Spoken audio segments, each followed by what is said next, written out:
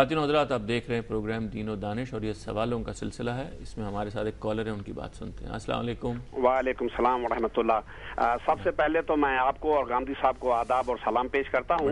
Doctor Bashir Ahmad Siddiqui Karachi سے بول رہا ہوں. جی ڈاکٹر صاحب، میری گزارش یہ ہے کہ جب کوئی انسان اس دنیا سے چلا جاتا ہے، جیسے یہ روز کا سلسلہ سفر جاری ہے، اس کے بعد اس کا پہلا مرحلہ جو ہوتا ہے سوئم، پھر اس کے بعد بعض جگہوں پر تو 7 دن کی 7 جو مراتیں، اور پھر اس کے بعد اس کا چہلم کے بعد ہر سال برسی، اور اس کے اوپر انواع و اقسام کے کھانے اور خطوط اور لیٹر تقسیم ہوتے ہیں. میرے پاس بڑے آتے ہیں. کیا اللہ اور اس کے رسول صلی اللہ علیہ وآلہ وسلم کی طرف سے اس طرح کی اجازت ہے؟ میں تو اس کو تماشا بھی کہہ رہا ہوں، اگر غلط ہے تو میں معافی چاہتا ہوں. میں اس کی صحیح حقیقت کیا ہے کہ ہم اپنے مرحوم کے لیے وہ کون سا راستہ اختیار کریں جو اس کی روح کو ہم جو ہے ثواب بھی پہنچا سکیں اور اپنی تسکین طبع کا کام بھی کر سکیں. بہت نواز جناب. ہم صاحب، پہلا سوال اور دوسرا سوال اس سے قبل جو تھے وہ فرقوں کے بارے میں تھے. یہ مختلف ہمارے یہاں بن گئے اور ان سے ان کے خیال میں جو حالات خراب ہو رہے ہیں اور جہالت پھیل رہی. تو پہلے تو یہ وضاحت فرما دیجئے کہ جو جمال صاحب نے بات کی تھی کہ کوئی حدیث کا ذخیرہ حضور نے جانے سے پہلے کچھ ضائع کرا دیا تھا، اس کی کوئی حقیقت ہے؟ نہیں، اس کی کوئی حقیقت نہیں. اس طرح کی کوئی بات اگر انہوں نے کہیں پڑھی ہے تو ازراہ کرم اس کا حوالہ دیں. انہوں نے بتایا نا کہ مہر اکبر علی صاحب نے کوئی کتاب لکھی. مہر اکبر علی صاحب تو آج کے کوئی آدمی ہوں گے نا. پہلی بات تو یہ ہے کہ انہوں نے کوئی اس کا حوالہ دیا ہے، انہوں نے یہ بات کہاں پڑھی ہے، خود کہاں سے سورس ہے. تاریخ کی جو کتابیں ہمارے پاس موجود ہیں، خواہ وہ حدیث کی کتابوں کی صورت میں ہے یا مورخین کی لکھی ہوئی ہیں، ان میں یہ بات کہاں بیان ہوئی ہے. یہ بات تو یقیناً بیان ہوئی ہے کہ ایک مرحلے پر رسالت مآب صلی اللہ علیہ وسلم نے یہ بات کہی تھی کہ لا تکتبوا انی غیر القرآن، قرآن کے علاوہ کسی چیز کو لکھو نہیں. یہ بات تو حدیثوں میں بیان ہوئی ہے، میرے علم میں ہے. لیکن یہ کہ کوئی اس طرح کا مجموعہ تھا جس کو رسالت مآب صلی اللہ علیہ وسلم نے جلا دیا، یہ میرے علم میں نہیں ہے. سیدنا ابو بکر صدیق کے بارے میں یہ ضرور معلوم ہوتا ہے کہ انہوں نے اپنا ایک مجموعہ مرتب کیا ہوا تھا جس میں بیان کیا جاتا ہے کوئی 500 کے قریب روایات پہ. یہ بھی تاریخی روایت ہے. تو انہوں نے اس کو ضائع کر دیا تھا، اس کی وجہ بھی سمجھ میں آتی ہے. لیکن یہ بات کہ رسالت مآب صلی اللہ علیہ وسلم نے ایسا کیا، یہ میرے علم میں نہیں ہے. اگر اس کا حوالہ دیں تو اس کی تحقیق کی جا سکتی ہے. انہوں نے یہ بھی کہا ہے کہ ان کے نظر میں سارے جو مسئلے ہیں وہ حدیث کی وجہ سے پیدا ہوتے ہیں. نہیں، یہ بات نہیں ہے. سارے مسئلے جتنے پیدا ہوتے ہیں وہ لوگوں کے غلط رویے، ان کی جہالت، تعلیم کی خرابی کی وجہ سے پیدا. اور تو قرآن مجید کی بنیاد پہ، قرآن مجید کی بنیاد پر بھی اختلاف تو ہو جاتا ہے. دیکھیے بات یہ ہے کہ میں ایک سادہ سی مثال دیتا ہوں. قرآن مجید نے روزے کے بارے میں یہ بات کہی. اختلاف پیدا ہوتا ہے نا پہلے مرحلے میں. تو روزے کے بارے میں قرآن مجید نے یہ بات کہی کہ آپ روزے کو رات تک پورا کیجئے. ہمارے ہاں مسلمانوں کے 2 گروہ ہیں، جن میں سے ایک کا نقطہ نظر یہ ہے کہ جیسے ہی رات شروع ہو روزہ کھول لینا چاہیے. دوسرے کا نقطہ نظر یہ ہے کہ نہیں، تھوڑی سی رات کی تاریکی چھا جائے تو پھر کھولنا چاہیے. تو 10-15 منٹ کا فرق واقع ہو جاتا ہے. اب اس سے کوئی فرق واقع نہیں ہوتا. یہ قرآن کو سمجھنے میں اس سے کوئی مسئلہ نہیں ہے، اس سے کوئی مسئلہ نہیں، جھگڑا نہیں ہونا چاہیے. مسئلہ کب پیدا ہوتا ہے؟ جب ہم اس چیز کو تعصب کا ذریعہ بنا لیتے ہیں، دوسروں کو ہم کافر قرار دیتے ہیں، ہم ان کو اسلام کے دائرے سے نکالنے کی کوشش کرتے ہیں، ہم ضلالت اور گمراہی کے فتوے ان پر صادر کرتے ہیں، ہم ایک دوسرے کو مارنے نکل کھڑے ہوتے ہیں. اگر آپ ڈائلاگ کریں، مکالمہ کریں، علمی مباحثہ کریں، آپ چیزوں کے بارے میں غور و خوض کریں، آپ دوسروں کی آراء سنیں اور اس حق کو مانیں کہ اختلاف رائے ہو سکتا ہے، تو کوئی فرقہ بندی پیدا نہیں ہوتی. فرقہ بندی اصل میں ہمارے جاہلانہ رویوں سے پیدا ہوتی ہے. اس میں حدیث بیچاری کا کیا قصور ہے؟ صحیح. ہم سب ایک کال کی اجازت دیجیے. السلام علیکم. وعلیکم السلام. جی سعید بول رہا ہوں جی، ملتان سے. جی سعید صاحب، ایسا ہے کہ اگر ایک صاحب ہیں، انہوں نے کسی سے قرض لینا ہے جی، اور وہ جو مقروض ہیں جی، وہ اس پوزیشن میں نہیں کہ واپس کر سکے، عرصہ دراز ہو گیا انہیں واپس کرنے کے لیے. ٹھیک ہے. تو کیا وہ جو صاحب ہیں قرض لینے والے اپنی زکوٰۃ میں سے اسے ایڈجسٹ کر سکتے ہیں؟ اور کیا اس کی رضامندی ضروری ہے؟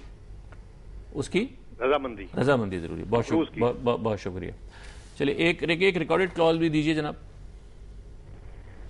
السلام علیکم. وعلیکم السلام. میں اسلام آباد سے مسز مالک بول رہی ہوں. جی فرمائیے. میرا سوال یہ ہے کہ اسلام میں جو تصویریں گھر میں لگانے کی ممانعت ہے، اس کے بارے میں بتائیں. بہت شکریہ. جی ہم صاحب، وہ سوال جو فرقہ بندی کے بارے میں تھا، اسی کا ایک پہلو یہ بھی ہے جو سامنے آیا ارسلان صاحب کی طرف سے. وہ میں ریگولر کال کرتے رہتے ہیں کہ ان کے خیال میں اس کو دور کرنے کی شکل یہ ہے کہ ریشنلٹی کو فروغ دیا جائے. وہ جیسے ویسٹ میں آپ نے بھی فرمایا تھا کہ وہ ترقی ہوئی اصل میں ریفرمیشن آف نالج سے، سائنٹیفک میتھڈ سے، اور اس کے بعد وہ ساری تحریک جو رینیسنس کی اس سے وجود میں آئی، اس کی طرف ان کا حوالہ تھا.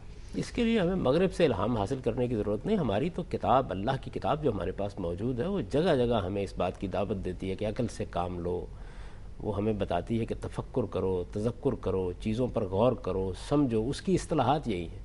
میں تو کئی مرتبہ لوگوں سے کہتا ہوں کہ ہماری مسلمان قوم میں بعض الفاظ بہت رائج ہیں، جذبہ، غیرت، عشق. آپ دیکھیے کالم نگار حضرات ان کو بیان کرتے رہتے ہیں. قرآن خالی ہے ان الفاظ سے. میں یہ نہیں کہہ رہا کہ یہ کوئی بری چیزیں ہیں. قرآن مجید خالی ہے. قرآن مجید کا سارا اسٹریس اس چیز پر ہے کہ آپ عقل سے کام لیں، آپ چیزوں پر غور کریں، آپ اپنے اندر ایک ایسا دل پیدا کریں کہ جو ہر صحیح بات کو سننے کے لیے آمادہ ہو. اگر اس کے سامنے کوئی چیز آئے تو اس کا تجزیہ کر کے رائے قائم، علمی رویہ اختیار، تنقید کا رویہ اختیار کرے. دیکھیے قرآن تو ہمیں زور دے کر بتاتا ہے کہ تمہارے آبا کی روایت جو تمہارے پاس موجود ہوتی ہے اگر وہ بے عقلی پر مبنی ہو تو پھر بھی اس کو قبول کر لو گے. تو گویا تنقید کرنے کی دعوت دیتا ہے، ہر چیز کا تنقیدی جائزہ لینے کی تعلیم دیتا ہے. آپ قرآن مجید کو پڑھیے تو قرآن مجید تو اصل میں اس چیز کی اتنی بڑی دعوت ہے کہ ایک ایک صفحہ اس کا، ایک ایک آیت اس کی، ایک ایک پیرا اس کا آپ کو اس چیز کی تعلیم دیتا ہے. یہ بدقسمتی ہے کہ ہم نے قرآن مجید کو مسلمانوں کو پڑھانے کا یہ طریقہ اختیار کیا کہ بے سمجھے ان کو ناظرہ قرآن پڑھا دیا جائے. ورنہ اگر آپ قرآن کی صرف تعلیم عام کر دیں تو یہ سارے مسائل جتنے ہیں یہ حل ہو جائیں گے اس کے نتیجے میں. شکریہ غام صاحب. السلام علیکم. وعلیکم السلام. جی میں اکواڑے سے محمد یامین عرض کر رہا ہوں. جی جناب یامین صاحب. میرا یہ سوال ہے کہ درود پاک کے اصل مفہوم کیا ہے؟ جو ہم درود ابراہیمی پڑھتے ہیں اس میں ہم جو دعا کرتے ہیں جی کیا وہ تو نبی ابراہیم علیہ السلام کو ان کی آل کو مل گئی، کیا نبی کریم صلی اللہ علیہ وسلم کو اور ان کی آل کو نعمتیں اور برکتیں مل گئی ہیں یا نہیں؟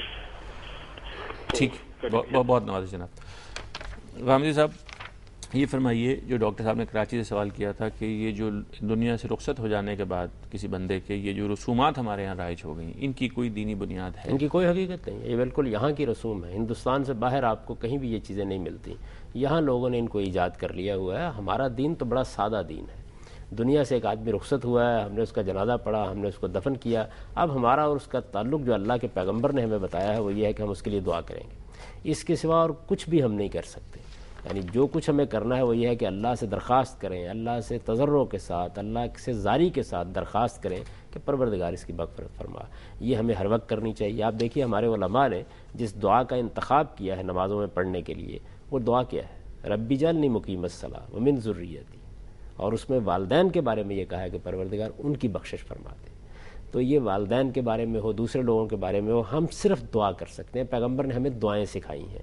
تو یہ دعا ہم شب و روز کریں، ہر نماز کے بعد کریں، ہر موقع پر کریں. جیسے جیسے ہماری محبت کے جذبات کسی موقع پیدا ہوں تو اس موقع پر ہمارا کام یہ ہے کہ ہم اللہ سے اس کی درخواست کریں.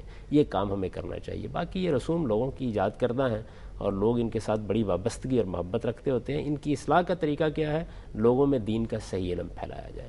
اس طرح کی چیزوں کو کوئی ہدف بنا کے اصلاح نہیں ہوتی کبھی بھی. لوگ جن چیزوں سے مانوس ہو چکے ہوتے ہیں ان پر تنقید سننا بھی گوارا نہیں کرتے. ان کو بتانا چاہیے کہ دین یہ چیز ہے کہ اللہ اور رسول نے جو بات کہی ہے. ٹھیک.